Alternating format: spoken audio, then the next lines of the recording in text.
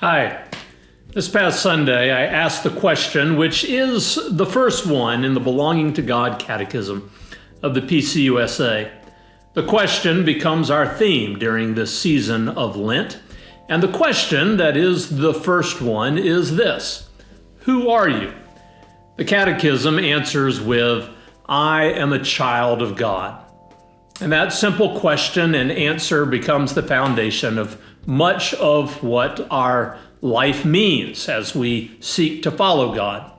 We'll look a little more expansively on what it means in the coming weeks, what it means to be a child of God, as during Lent we examine ourselves and our lives for where we are following Jesus well, or perhaps could do better.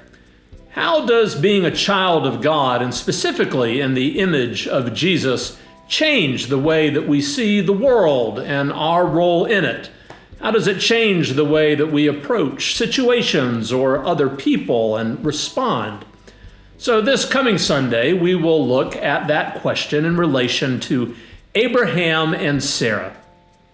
In the sermon, I'll focus more on their renewed sense of purpose in their life, to move to a new place, to begin a new covenant people who follow God, and to even become a blessing to the people around them.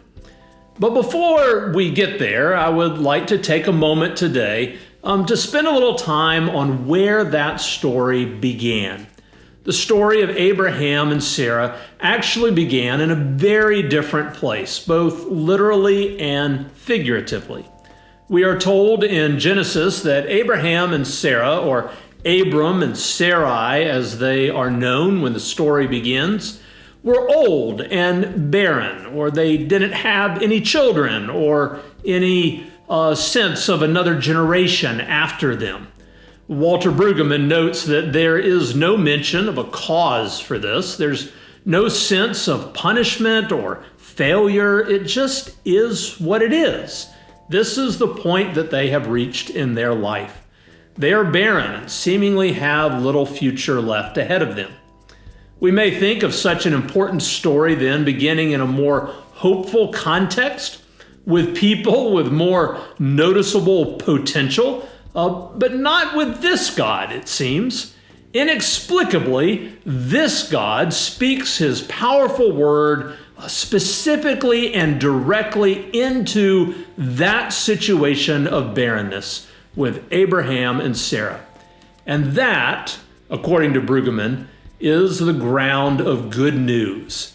New life truly begins completely unexpectedly.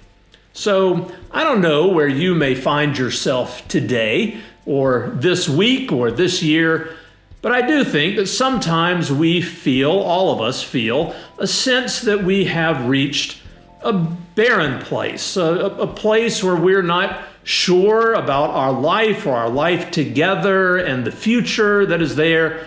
Maybe we feel like we don't have much left to give. Yet somehow, even in those situations in our lives, the story of Abraham and Sarah calls to us. We hear their voices calling out to us. Somehow, through God's life-giving, renewing Spirit, we become the ones who can be a blessing to others, even now. So friends, go this day in the peace and the power and the love of our God. Amen.